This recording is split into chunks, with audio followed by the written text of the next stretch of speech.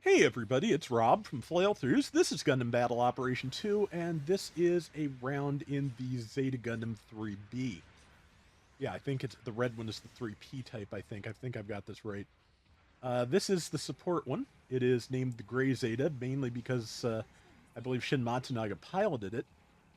But I feel like I would not be surprised if people who designed it were also just making a joke about all the people, who've said over the years, yeah, for being called the Red Comet, he is really kind of more of a shade of pink, isn't he? But, see, yeah, I was actually smart enough to hold my fire there and not hit my allies. The Mega Beam Cannon there has is an E-Pack model with 8 charges, and this was just kind of dumb. I got the kill, but oh well, I've done dumber. But yeah, has 8 charges. A charged shot takes 5 and causes heavy stagger. You can charge it with fewer rounds left in the E-Pack, but I think it only heavy staggers if you have the full 5 rounds of ammo. In addition to that, it has a beam Gatling on the shield. It has the standard Zeta grenade launcher. It does have balancers, which is nice, and it has the aerial melee skill. Once it goes into biosensor, it also has a double dodge roll, and a little bit faster.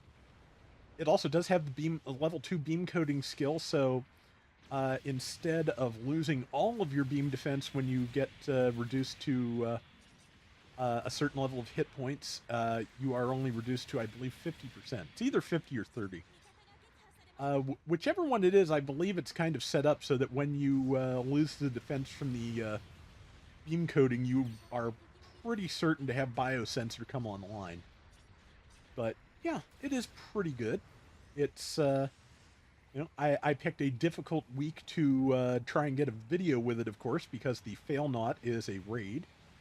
But after saying I'm not sure where this comes from yesterday, I remembered that the Failnaught was the name of Tristan's bow in folklore. So yeah, it is a Gundam Tristan upgrade. So let's see.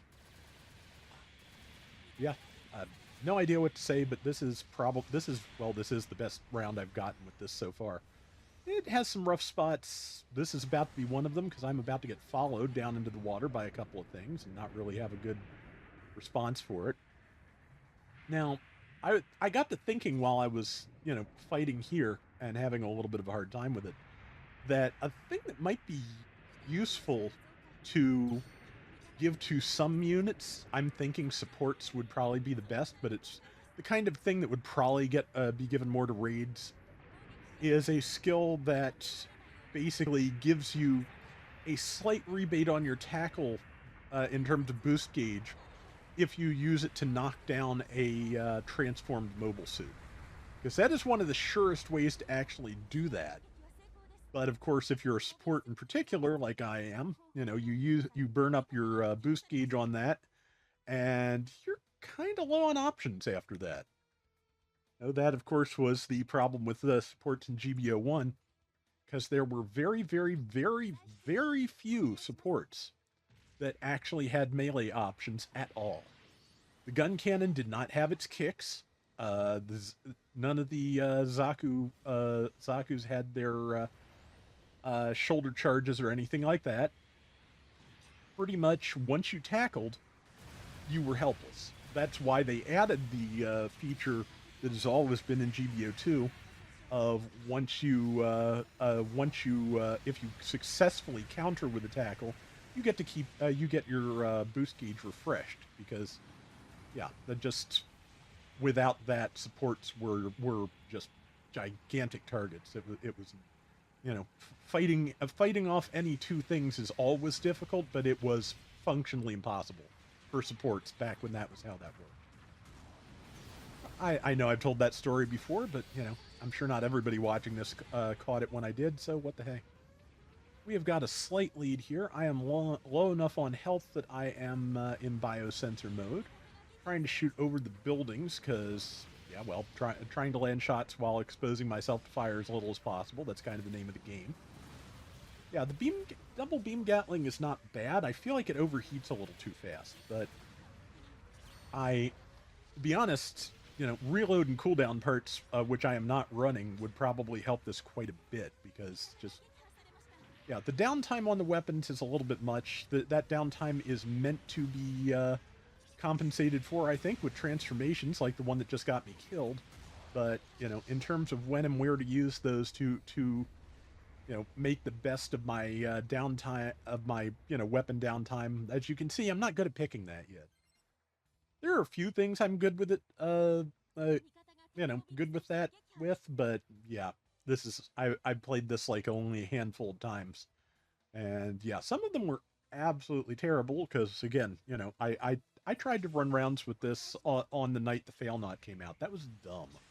It was like all kinds of dumb, and I definitely paid for it. Like and yeah, just had one of those really frustrating rounds where people kept saying bunch up, and then I'd get surrounded in a support like two, 2 feet to their right, and nobody responded.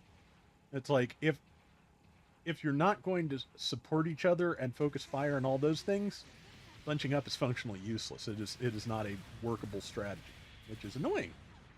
Yeah, and this is like one of the, you know, I was really happy I made this guess. There were two people on my radar, and when I got around the corner, only one, which means yes, there's a base bomb happening. So I got there a little bit too late to stop it, but I did not get there too late to get the pilot, which means it is now safe to crawl in there and defuse the bomb.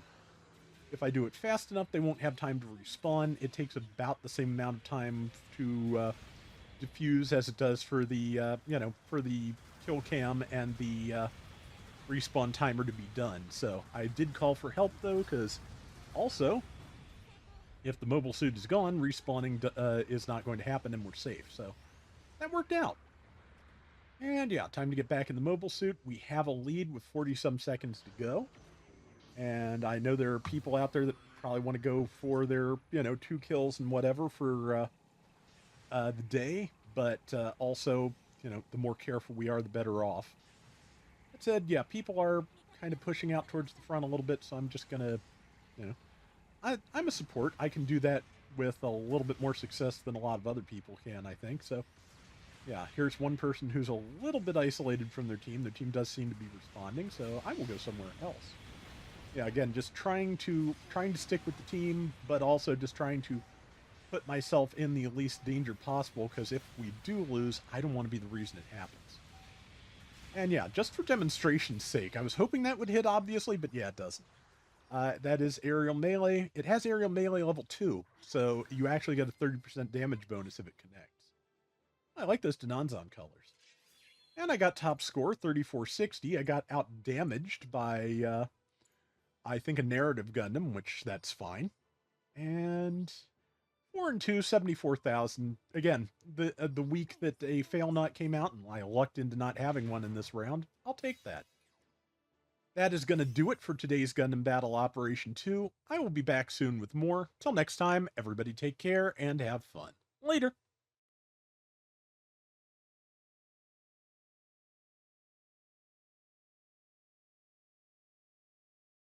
In case I haven't mentioned before, there's a Gundam Thunderbolt event now live in G Generation Eternal. Fairly simple thing. It's another one of those lottery ones, but yeah, I've really been enjoying that. I think I should be able to get the Full Armor Gundam and Psycho Zaku, maxed out before the event ends, no problem. And just from the look of the Psycho Zaku and the bonuses Daryl gets for using it, I think it's going to be pretty good. Definitely going to give it a try once I've got everything set up.